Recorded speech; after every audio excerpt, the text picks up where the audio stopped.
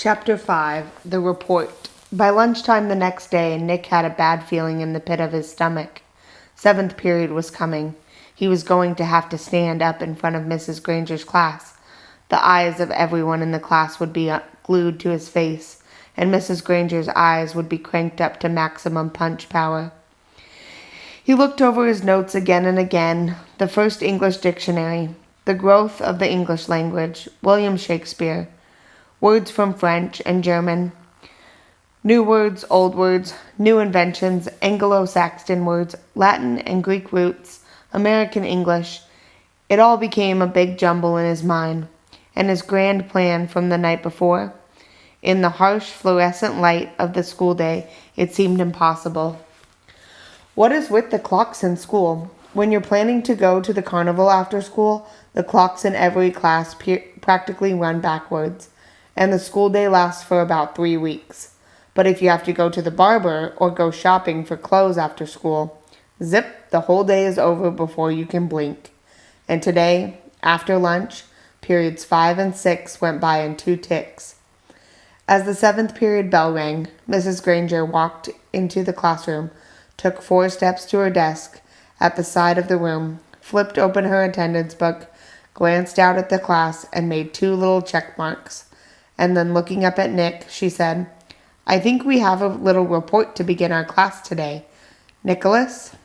15 seconds into the 7th period, and Nick was on stage. This lady plays for keeps, Nick thought. He gulped, grabbed his crumpled note cards and his book bag, and walked to the front of the room. He stood next to the giant dictionary on its little table, and Mrs. Granger walked to the back of the classroom and sat primly on a tall stool next to the bookcase. She was wearing her blue uniform. "Take a deep breath," Nick began.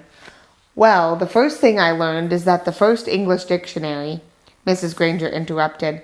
"Excuse me, Nicholas, but does your report have a title?" Nick looked blankly at her. "A title? No, I didn't make a title." "Class, please remember to include a title whenever you prepare an oral or written report. Now, please go on, Nicholas." And she smiled and nodded at him. Nick began again. Looking right at Miss Granger, he said, "The dictionary." A couple of kids thought that was funny, but Nick played it straight and just kept talking. A lot of people think that the first English dictionary was put together in the 1700s by a man named Samuel Johnson. He lived in London, England. He was really smart, and he wrote a lot of books. And he wanted all the other smart people to have a good dictionary to use, so he made one. But there were other dictionaries before his. The thing that was different about Johnson's dictionary was its size. First of all, he had over 43,000 words in it. The class made a bunch of noise at the big number, ooh and wow, and stuff like that. And Nick lost his concentration. He glanced up at Mrs. Granger, expecting to see those eyes drilling a hole in him. But they weren't. They were almost friendly, in a teachery kind of way. She shushed the class and said, "Go on, Nicholas. That's a fine beginning." Nick almost smiled, but he saw all the kids staring at him, so he gripped his note cards even tighter and jumped back in. The other thing that Samuel Johnson did that was special was to choose the words he thought were most important, and then give lots of examples showing how the words got used by the people. For example, he showed how the word take could be used in 113 different ways. Nick's report went on smoothly for 12 minutes. Nick was surprised at how easy it was to stand there and talk about this stuff. At the end of the first 5 minutes, Mrs. Granger had to stop Nick again and say, "Class, it is not good manners to yawn out loud or to put your heads down on your desk when someone is giving an oral report." No one in the class cared one little bit about the report, except Mrs. Granger. Every time Nick glanced up, she was smiling, and her eyes were not the least bit icy or sharp. She was eating this stuff up, listening and nodding, and every once in a while she would say, "Very good point," or "Yes, that's exactly right." But the next time Nick looked up, he saw Mrs. Granger sneaking a look at her watch. 18 minutes gone. Maybe his idea was going to work after all. Time for phase 2. Reaching into his book bag, Nick pulled out the red dictionary he had brought from home, the one most of the kids had, the one Mrs. Granger said they should use. Nick said, "This is the dictionary that I use at home for my vocabulary work. And I opened it last night to the very front, and right there I found a lot about how the dictionary was made, right in this book. So I thought some of the ideas would be a good part of my report.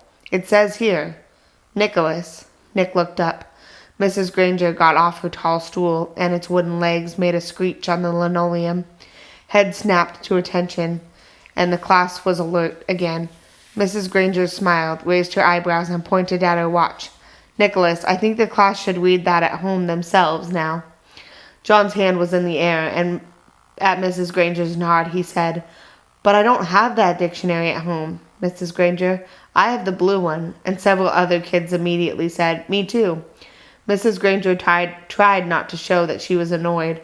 "Very well, Nick, but it shouldn't take too long. We have other things to do today." Nick kept his eyes open wide and nodded, adjusted his glasses on his nose, and began to read. Without question, this modern American dictionary is one of the most surprisingly complex and profound documents ever to be created, for it embodies unparalleled etymological detail, reflecting not only superb lexicographic scholarship, but also the dreams and speeches and imaginative talents of millions of people over thousands of years. For every person who has ever spoken or written in English had a hand in its making. It was a long article, and the kids were bored to death, but no one looked bored at all. Every kid in the room knew now that the period was more than half over, and that Nick's report wasn't just a report. It was one of the greatest time wasters he had ever invented. Mrs. Granger knew it too. She had edged around from the back of the room to the side near the window. Nick glanced up at her now and then as he read, and each time Mrs. Granger's eyes clicked up to a new power level. After 8 minutes, Nick's best nonstop reading, her eyes were practically burning holes in the chalkboard behind him. There were only 10 minutes left in 7th period. He took a breath to start a new paragraph. Mrs. Granger cut him off. "That's a fine place to stop, Nicholas. Class, let's all give a round of applause for his report." The applause didn't last long. As Nick took his book bag and notes and sat down, Mrs. Granger's eyes went back to almost normal.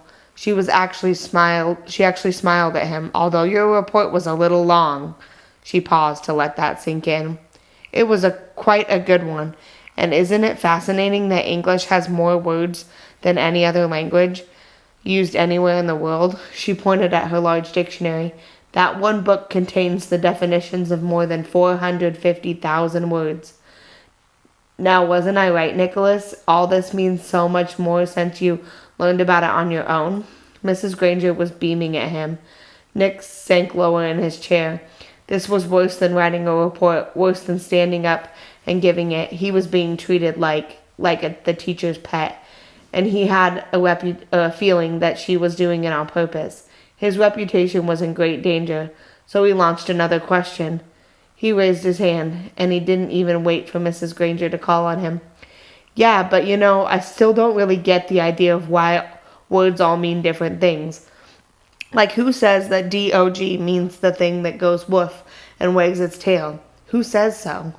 And Mrs. Granger took the bait. "Who says dog means dog? You do, Nicholas. You and me and everyone in this class and in this school and in this town and in this state and in this country. We all agree. If we lived in France, we would all agree that the right word for that hairy four-legged creature was a different word. Chien. It sounds like chien, but it means what dog means to you and me. And in Germany, they would say Hund, or so on, all around the globe. But if all of us in this room decide to call that creature something else, and if everyone else did too, then that's what it would be called. And one day, it would be written in the dictionary that way. We decide what goes in that book." And she pointed at the giant dictionary, and she looked right at Nick and smiled again. But Mrs. Granger went on. "But of course that dictionary was worked on by hundreds of very smart people for many years.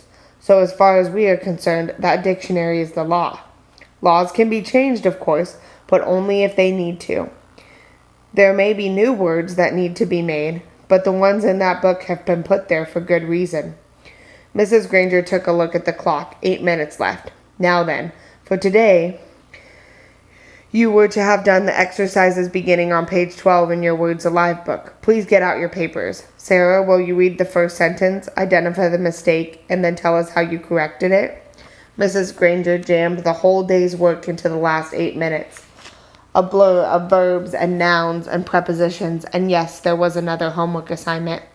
And Nick didn't try to sidetrack Mrs. G again. He had slowed her down a little, but had he stopped her? No way. She was unstoppable, at least for today.